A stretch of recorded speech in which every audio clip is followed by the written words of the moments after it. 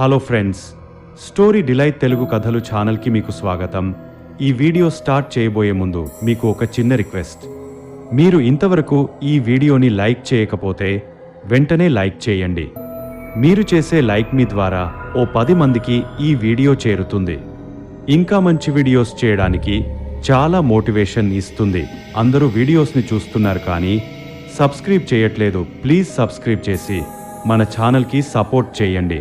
ఇక ఆలస్యం చేయకుండా వెళ్ళిపోదాం మన దెయ్యాల ప్రపంచంలోకి. ఊరికి దూరంగా ఒక కొండపైన ఒక కుటుంబం ఉండేది. అమ్మ, నాన్న, 2 అబ్బాయిలు, 1 అమ్మాయి. కానీ కొంతకాలం క్రితం ఆ ముగ్గురి పిల్లల తల్లిదండ్రులు ఆరోగ్య పరిస్థితి సరిగ్గా లేక చనిపోయారు. అప్పటి నుంచి ఆ ముగ్గురు వారి యొక్క సొంత ఇంట్లోనే ఉంటున్నారు. తల్లిదండ్రులు చనిపోయాక ఆ బాధని మర్చిపోవటానికి వారి పనుల్లో వారు నిమగ్నమైన రోజులవి. సాఫీగా సాగుతూ ఉన్నవారి జీవితాలలో భయంకరమైన రాత్రులు ఎదురు చూస్తూ ఉన్నాయని వాళ్లు అస్సలు ఊహించలేకపోయారు. చాలా దూరం వరకు ఎవ్వరూ లేని ఆ కొండమీద ఇంట్లో ఉన్న ఆ ముగ్గురికి చివరకు ఏం జరిగిందో తెలుసుకోవాలని ఉందా? అయితే పదండి, ఆలస్యం చేయకుండా వెళ్ళిపోదాం మన దెయ్యాల ప్రపంచంలోకి. ఇంతకీ వారి పేర్లు చెప్పలేదు కదా. పెద్ద అబ్బాయి పేరు రఘు, చిన్నవాడి పేరు కార్తీక్, ఇంకా వారి ముద్దుల చెల్లి పేరు స్నేహ. వాళ్లు ఉండే ఆ కొండ చాలా నిటారుగా ఉంటుంది. అందువల్ల వారు ఉండే ఇల్లు దూరంగా ఉన్న ఊరి వాళ్లకు చాలా చిన్నగా కనిపిస్తుంది. రఘు, కార్తీక్ ఒక గదిలో, స్నేహ ఇంకొక గదిలో పడుకునేవారు. స్నేహ వాళ్ల అన్నలకు తనకి వీలైనంత సహాయం చేస్తూ ఉంటుంది. ముగ్గురు రోజంతా చాలా కష్టపడేవారు. వారి జీవితం సంతోషంగా గడుస్తూ ఉంటున్న సమయంలో అనుకోకుండా ఒకరోజు రాత్రి ముగ్గురు డిన్నర్ టేబుల్ వద్ద కూర్చుని కబుర్లు చెప్పుకుంటూ ఉంటారు. అంతలో రఘు, చూడండి, మీకు ఒక విషయం చెప్పాలి. ఈరోజు ఉదయం గ్రామంలో ఉన్న ఒక బామ్మగారు నాతో ఒక విషయం చెప్పారు. ఆ ఇంట్లో మీరు ఒంటరిగా ఉండటం ఎందుకు? ఇక్కడ గ్రామంలో కొన్ని ఇళ్ళు ఖాళీగా ఉన్నాయి. ఇక్కడికి వచ్చి ఉండొచ్చు కదా అని అంది. అయినా ఇక్కడ ఒంటరిగా ఎవరు ఉన్నారు? మనం ముగ్గురం కదా అంటూ నవ్వుతూ తింటున్నాడు రఘు.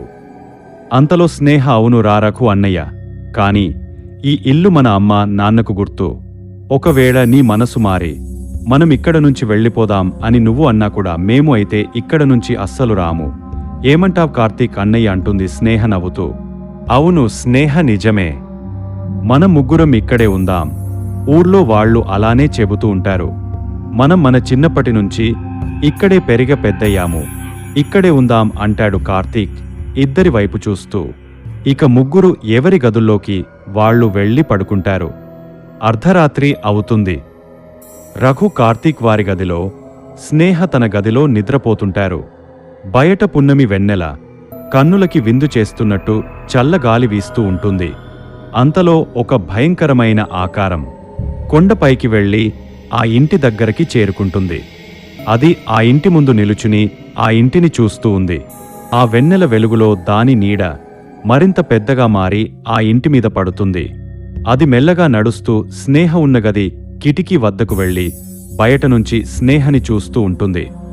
బయట నుండి వెన్నెల కిటికీ అద్దం నుంచి స్నేహ ముఖం మీద పడుతూ ఉంటుంది.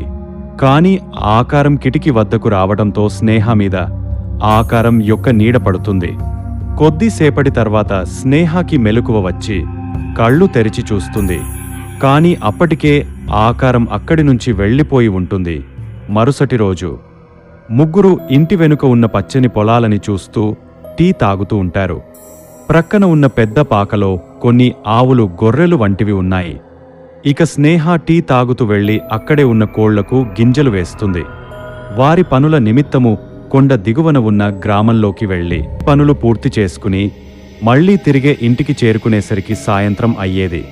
అది వేసవి కాలం కావడంతో ఆ రోజు సాయంత్రం ముగ్గురు అక్కడే ఉన్న వరండాలో కూర్చుని కబుర్లు చెప్పుకుంటూ సూర్యుడు అస్తమించే దృశ్యాన్ని చూసి ఆనందిస్తూ ఉన్నారు. పక్షులు తమ గూటికి చేరుతూ ఉన్నాయి. ఇక ముగ్గురు కలిసి భోజనం చేసి వెళ్లి పడుకున్నారు. పాకలో ఉన్న పశువులు నెమరవేస్తూ ఉన్నాయి. కోళ్లు నిద్రపోతున్నాయి. ఎందుకో స్నేహకి సరిగ్గా నిద్ర పట్టటం లేదు. అకస్మాత్తుగా మెలకువ రావటంతో లేచి కూర్చుంది. ఆ కొండపైన వారి ఇల్లు తప్ప ఇంకా ఏ ఇల్లు లేకపోవడం వల్ల బయట నుంచి ఏ చిన్న శబ్దం వచ్చినా లోపల ఉన్నవారికి స్పష్టంగా వినిపిస్తుంది. నిద్ర నుండి మెలకువ వచ్చిన స్నేహకి బయట నుంచి గుడ్లగూబల అరుపులు, కీచురాళ్ల శబ్దాలు బాగా వినిపిస్తున్నాయి. తాను పక్కనే ఉన్న వాటర్ తీసి తాగి కిటికీ వైపు వెళ్లి చూస్తుంది. ఆకాశంలో చంద్రుడు, నక్షత్రాలు అందంగా కనిపిస్తాయి. వాటిని చూస్తున్న స్నేహ కళ్ళు కొండ దిగువన ఉన్న శ్మశాన వాటిక వైపు పడతాయి. ఆ పక్కనే ఉన్న ఓ చిన్న అడవిలో నుంచి ఒక భయంకరమైన ఆకారం బయటికి రావటం గమనిస్తుంది. దాని కళ్ళు ఎర్రగా 2 లైట్స్ వెలుగుతున్నట్లు కనిపిస్తాయి. బహుశా ఏదో జంతువు అయి ఉంటుంది అనుకుని దాన్ని అలాగే గమనిస్తూ ఉంటుంది. కాని అది ఏ జంతువో తనకి అర్థం కాదు. ఆ ఆకారం స్పష్టంగా కనిపించకపోయినా దాని నల్లని నీడ కదులుతూ కొండ వైపు వస్తున్నట్లు అనిపిస్తుంది. అది మెల్లగా కొండ దారివైపు నడుస్తూ వస్తుంటుంది. అలా కొన్ని నిమిషాలు గడిచిపోయాయి. ఆ ఆకారం వాళ్ల ఇంటికి దగ్గర అయ్యే కొద్దీ స్నేహకి దాని రూపం కొంచెం కనిపిస్తుంది. స్నేహ నోరు తెరచి ఆ ఆకారాన్ని అలాగే చూస్తూ ఉంటుంది. అది చూడటానికి మనిషిలానే ఉన్నా కూడా అస్సలు మనిషే కాదు. అది ఒక భయంకరమైన రూపంలో సగం శరీరమంతా కాలిపోయి ఆ చర్మం దాని శరీరం నుండి కిందకి వేలాడుతూ ఉంది. అది కొద్దిసేపటికి ఆ ఇంటి ముందుకు కూడా వచ్చేస్తుంది. దాని చూపు స్నేహ ఉన్న గది వైపు పడుతుంది.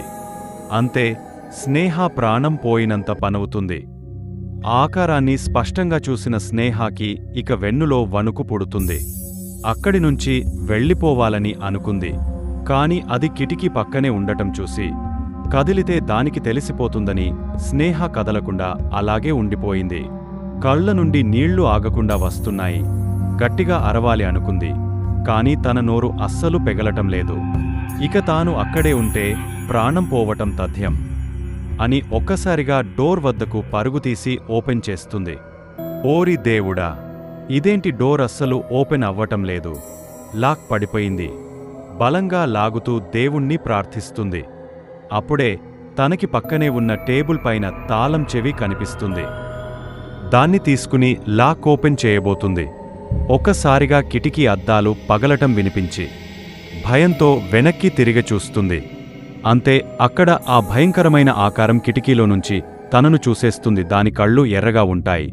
దాని ముఖం పిండి రుద్దినట్టు గోధుమ వర్ణంలో ఉంది. ఇక స్నేహ డోర్ లాక్ ఓపెన్ చేసేలోపే ఆకారం ఒక్కసారిగా లోపలికి వచ్చి తన జుట్టు పట్టుకుని పక్కనే ఉన్న బెడ్ మీదకు విసిరివేస్తుంది. పార్ట్ 2 వీడియో కోసం ఈ వీడియోకి 100 లైక్స్ కంప్లీట్ చేయండి. ఈ వీడియో మీకు నచ్చిందా? మీ అభిప్రాయాలను కామెంట్స్లో తెలియజేయండి. ఇంకా ఇలాంటి యథార్థ సంఘటనల గురించి తెలుసుకోవాలంటే ఈ ఛానల్కి సబ్స్క్రైబ్ చేసి బెల్ ఐకాన్ని యాక్టివేట్ చేసుకోండి. Thanks for watching. ఇంతవరకు మీరు ప్రీవియస్ వీడియోస్ చూడనట్లయితే ఇక్కడ కనిపిస్తున్న ఎండ్ స్క్రీన్లో క్లిక్ చేసి చూడండి.